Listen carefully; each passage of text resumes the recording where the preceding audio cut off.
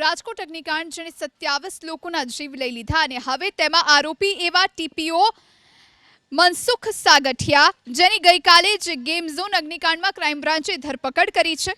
તેમનું વિશાળ farm house જુઓ, વચ્ચોવચ્ચ આલિશાન બંગલો છે, આસપાસ છે રાજસ્થાનના સંગમરમરથી બનેલી મૂર્તિઓ. એટલું જ નહીં, સ્વિમિંગ પુલ, ફુવારા છે, સાથે જ ઓટોમેટિક લોકવાળા દરવાજા પણ છે. ફાર્મ હાઉસની નજીક આવેલું છે પેટ્રોલ પંપ, સાથે જ અહીં બની રહી છે એક શાનદાર હોટેલ પણ. મહાશય સાગઠિયા વર્ષોથી રાજકોટ મહાનગરપાલિકામાં ટીપીઓ પદે ચીપકી રહ્યા હતા. પગાર હતો 70 થી 75 હજાર અને મિલકત બનાવી કરોડોની. સાગઠિયાનું ફાર્મ હાઉસ, પેટ્રોલ પંપ અને હોટેલ આવેલા છે રાજકોટ જેતપુર હાઈવે પર ગોંડલના ગોમટા ગામ પાસે. 7.5 વીઘા જમીન પર તેમણે બનાવ્યું છે ફાર્મ હાઉસ. અહીં 1 વીઘા જમીનની કિંમત છે 50 થી 60 લાખ. મતલબ કે સાગઠિયાના ફાર્મ હાઉસની જમીનની કિંમત છે 4 કરોડ રૂપિયાની આસપાસ. જો કે દસ્તાવેજ તો છે માત્ર 11,53,000નો. સાગઠિયાની મિલકતની આ તો માત્ર એક ઝલક છે. આ જ રોડ પર ચોરડી પાસે બીજી જમીન પણ ખરીદી હોવાની માહિતી છે. તો મનસુખ સાગઠિયા રાજકોટ મહાનગરપાલિકાના ટાઉન પ્લાનિંગ ઓફિસર, જેમની ઓફિસે મારી દેવાયું તાળું. ગઈકાલે રાત્રે એસીબીએ સાગઠિયાની ઓફિસમાં દરોડો પાડ્યો અને મહત્વના અનેક દસ્તાવેજ કબજે કર્યા.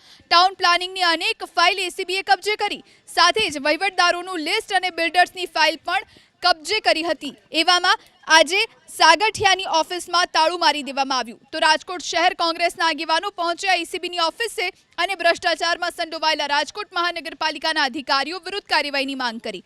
કોંગ્રેસે આરોપ લગાવ્યો કે ટીપીઓ મનસુખ સાગઠિયા વર્ષોથી લાંચ લેતા હતા, એટલે જ તો તેઓ વર્ષોથી અહીં જ ચીપકીને બેઠા છે.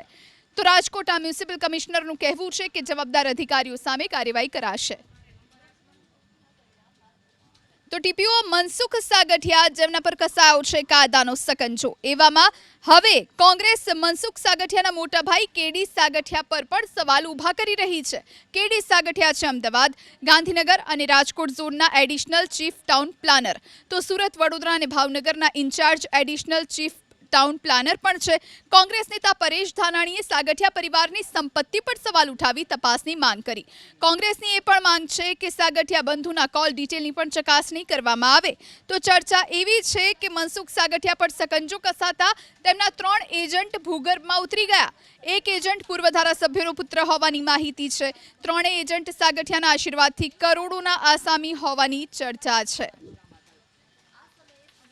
ટાઉન પ્લાનિંગની રાજકોટમાં જેની જવાબદારી હતી એવા એમડી સાગઠિયા એ મીઠાઈ વગર ક્યાંય પણ મીઠી નજર નહોતા રાખતા અને પરિણામે કરોડો અબજો રૂપિયાની બિનઅધિકૃત સંપત્તિ હવે એ દ્રશ્યો સામે આવી રહ્યા છે. આલિશાન બંગલાઓ, આ તો પાસેરામાં પૂણી છે સાહેબ.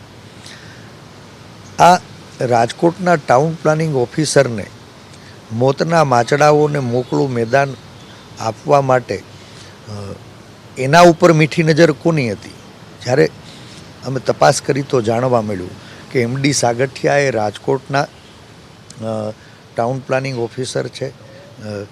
એમના સગા ભાઈ, કદાચ સગા ભાઈ કેડી સાગઠિયા એ ગુજરાતના additional chief town planning officer તરીકે સેવા આપી રહ્યા છે. મેં જાણ્યું એ મુજબ સમગ્ર ગુજરાત ના 2 ઝોનમાં વેચાયેલું છે. એક ઝોનમાં કેડી સાગઠિયા એ regular additional chief town planner તરીકે કાર્યરત છે અને બીજો ઝોન એમાં એ ઇન્ચાર્જ ઓફિસર તરીકે સેવા આપી રહ્યા છે. એનો મતલબ